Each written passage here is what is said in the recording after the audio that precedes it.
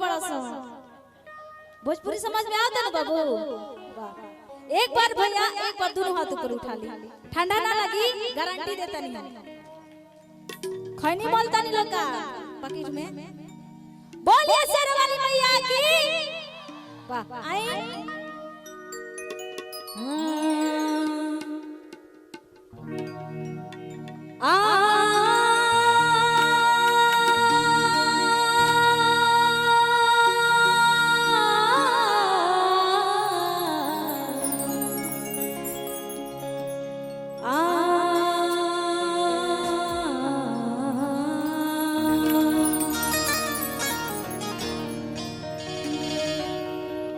कि शारदे भवानी राखा सभा बीच पानी कि दोनों हाथ जोड़ी पार मैया मैया बुधिया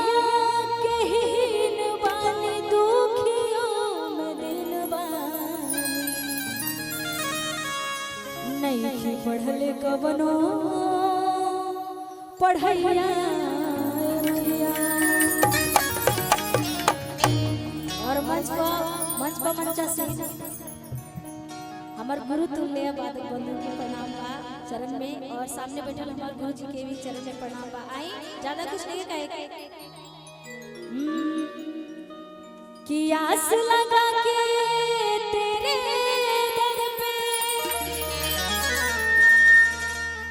जो भी सवाल आते हैं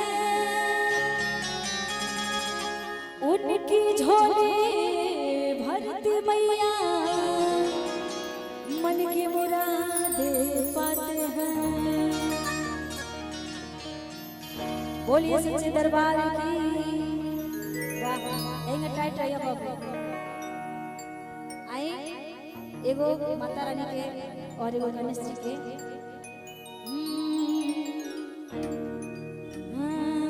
गणेश जी के कोनो भी बेकार होला चाहे मंच पर मंचा से हमार जे भी बा, और मंच को कलाकार खातिर मंदिर होला, वो मंदिर में गणेश भगवान के एगो छोटा मोटा भजन ओकरा से भक्त गई माई बाबा के दरबार में कहत पधारो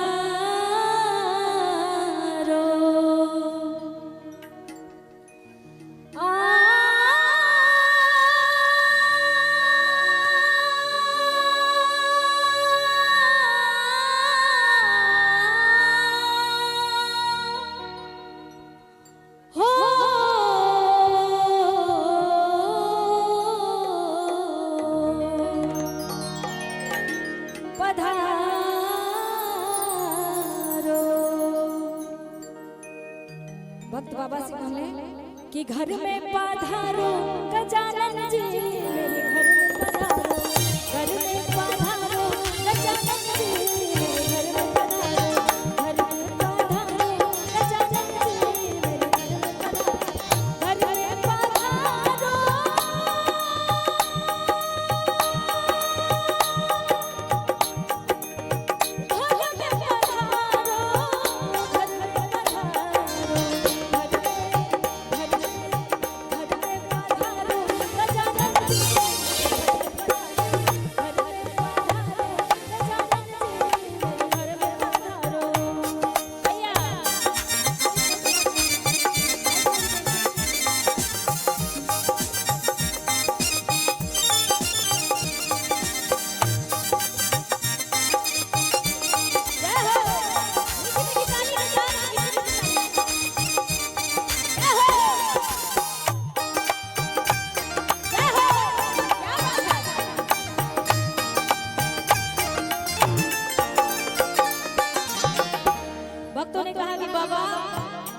आपको अकेले नहीं आना है।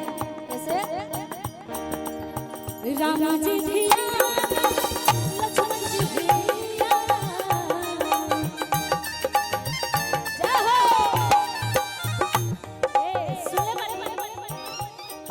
मुर्गी बड़ा में सरौरा गावे बाबा कैसे राम जी भी लक्ष्मण जी भी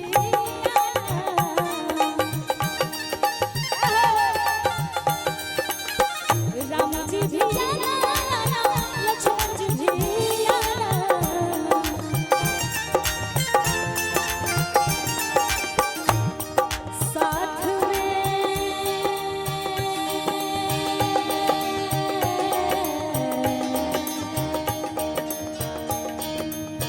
साथ में लाना सिया मैया मेरे घर में पधारो गजानन जी मेरे घर में पधारो गजानन जी मेरे घर में पधारो घर में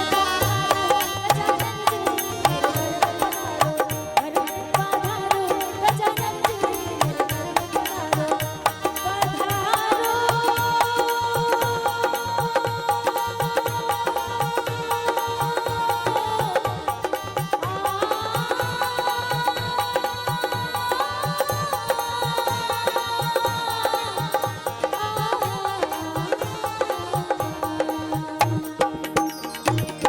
बोल दी शेर वाली मैया की। और अच्छा लागल हो तो जोरदार ताली बाजे के चाहिए, क्या बात है। लेकिन हम हमारी इच्छा बाकी राउर सेहरा हम गाए का कहते हैं का कहे बहुत ने बतावा सेहरा का होला बताएं। ये जो मुबारक शाम आप सबों के बीच हम उपस्थित हुए हैं, आप दुल्हा और दुल्हन के रूप में यहाँ विराजमान हैं आप दोनों। तो सेहरा क्या होता है कि मंगल गान होता है। हम समझ गए नहीं, पूरा समझ गए नहीं रहुआ, हम भोजपुरी वाली जानता है और अगर केहू प्रॉब्लम नहीं के। क्या बात क्या बात।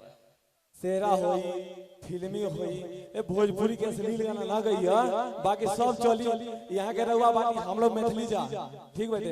हम बानी जा मैथिली मिथिलांचल के बानी है, धरती बा मिथिलांचल के रहुआ भोजपुरी कमे लोग जाना था ठीक बेटे। हाँ जाना सब समझ जाई, लेकिन बोले गलत केहू ना बोल पाई। हाँ ऐसा बात बाटे।